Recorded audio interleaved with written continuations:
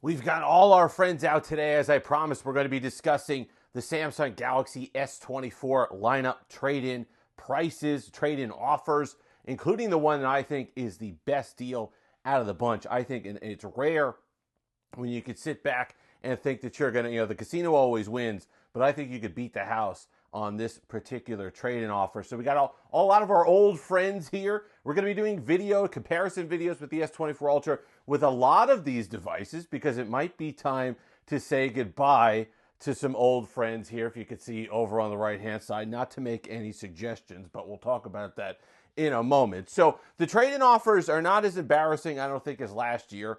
I think they're slightly better down the line. The top end is still goofy, but I don't think you're going to be, not a lot of people are going to be trading in unless you're literally a reviewer or something like that, or you just need the best of the best every single year and cost is no issue. I don't think you're trading in your S23 Ultra this year because it's still a fantastic device. It's still premium. It's still fast. It's still going to do a lot of the stuff that you want it to do. So this phone is not exactly on the chopping block. So if you do want to trade that in, $750 for that guy here. That's what I actually did, and I think I made a mistake because when I go to the S22 Ultra, this is what I actually should have done. I wasn't even paying attention because I was just trying to get my pre-order in as fast as possible, but they'll give you $650 for the S22 Ultra.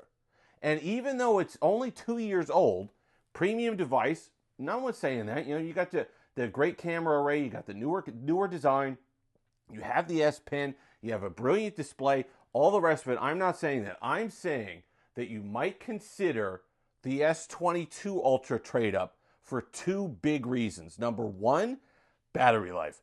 This had nothing but problems for me on battery life. The Snapdragon 8 Gen 1 was just not where it needed to be when it came to power efficiency and heat. So if you're able to get the newer processor that does handle power and heat well, at least the Gen 2 did. I assume the Gen 3 is going to as well. You get to do that. You still get $650 for this, but you reset the software support. So here you're going to get another, I think a year or two of software, 2 years of software support on this guy. You could reset that and get yourself 7 years, add in all that, the battery life that you get as well, and I think that's something that you may want to consider. By the way, all these trade-in prices also apply to the S24 Plus.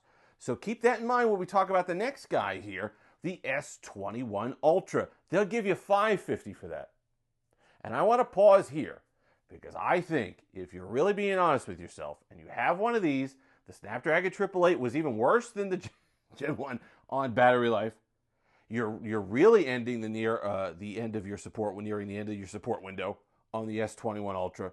No one's saying it's not excellent. In fact, I think this has actually probably the best panel on this, saturation-wise, than any of the recent Samsung devices. They seem to have stepped back saturation slightly on the newer Samsung Ultra devices. So I think this has the best display that they put in a phone probably in years. However, if they're going to offer you $550 on this, I think it might be time. And even if you don't need the S Pen, see, this is the last generation of phone where you could say it was somebody from the original S Plus lineup. Someone who didn't use a Note, someone who doesn't care about the S Pen, someone who has been stuck in this device for years because now they've been forced to spend extra money on stuff that they don't really use and they've held off on it. They say, my phone is still excellent. I don't want to do that anymore. Now you've gotten out. $550 for the S21 Ultra, and you could switch that over to an S24 Plus and not lose a whole heck of a lot. You're getting the 12 gigs of RAM, you're getting the Quad HD display for the first time in years, you're getting the 7 years of support. There's a lot to be said for, by the way, click the link in the description, does help the channel, helps the channel a lot, plus you save an extra $50. So you could take that, click the link, save an extra $50, get the $550 for this guy here, and you'll be in good shape. To me, that's probably the best. If you take $550, put it into the 1,000 for the S24 Plus, you're not losing a lot. That's the deal that I think that Note haters or people who didn't like the S Pen or the boxy design or whatever else has happened with the Ultra series the last few years, I think this is your out this year. The S21 Ultra to the S24 Plus, to me, is the best combo you could think of. Then we get to some of the elder statesmen here. Note 20 Ultra, by the way, $600. I think that's worth considering as well. I know your Note 20 Ultra is still excellent, all the rest of it, but you reset the support window, plus that 865, it's going to start showing its age a little bit here in the next year, I think. Especially you want to take advantage of some of the new AI stuff that's coming down the pike. I think that's worth getting rid of. Okay, Note 10 Plus. Really great device. We'll be doing the comparison to the S24 Ultra. Still love it. Still awesome. All the rest of it. But for $400, it's time to punch out, Maverick. I think you really need to be honest with yourself and trade it in. I love it. I think it's excellent. But I think this is going to be the last year, really, where you can get max value or what's perceived as max value for this particular device and get out of it and get into the new phone.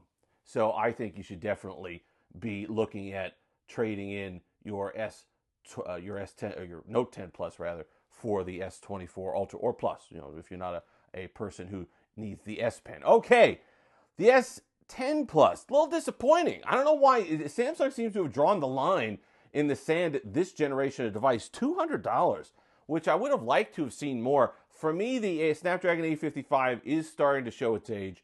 I've noticed some slowdown in my S10 Plus over the last 6 months or so. You're well out of support. It is the last Samsung flagship with a headphone jack, which is going to pain a lot of people since you're really not getting that back anytime soon. But if you could pick up the $200 and go to the S24 Plus, I think that's going to be similar to the S21 Ultra. You're getting that kind of lateral move there that you want. You're not spending more money, the $1,300, for something you don't need. You could stick with the $1,000 that you were used to with the S10 Plus. You didn't like it, but you know this is what you paid, and get into a phone that's comparable for comparable money.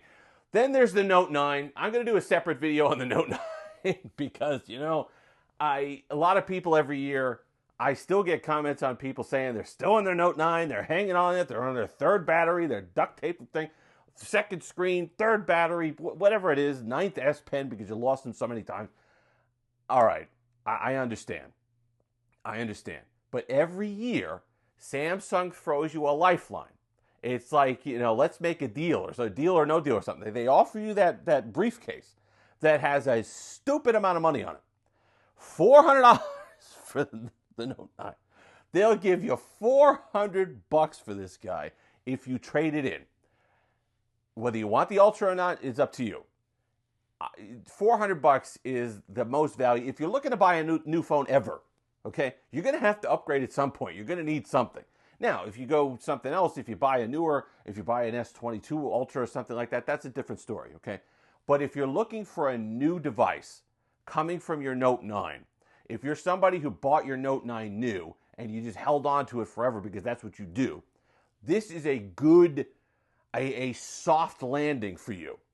This is where you can take that Note 9, get decent value for it, go into another phone that's now supported for 7 years with all the power and all the creature comforts and all the stuff that you've been living without on your Note 9. And yes, you're giving up the physical fingerprint sensor. Yes, you're giving up the headphone jack. Yes, there's a couple of different things. But I do think it's time to kind of let it go. It's time to let it go and kind of move up into the future a little bit. And if you're somebody, like I said, if you're going to a 23 Ultra or a 22 Ultra or something like that, then do your own thing. But if you're somebody that wants a new device, take advantage of the pre-order trade-in bonuses. Get $400 for this, and then keep your S24 Ultra for another 7 years.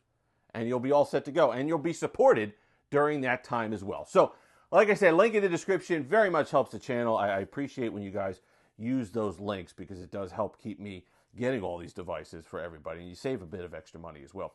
But the S21 Ultra to the S24 Plus, to me, would be the one that you want to do. And that is the trade-in offer that you're going to want to look at the most, if there is one that really stands out. If you've made it this far, like, comment, subscribe, all that fun stuff. Until next time, have that Steve-licious.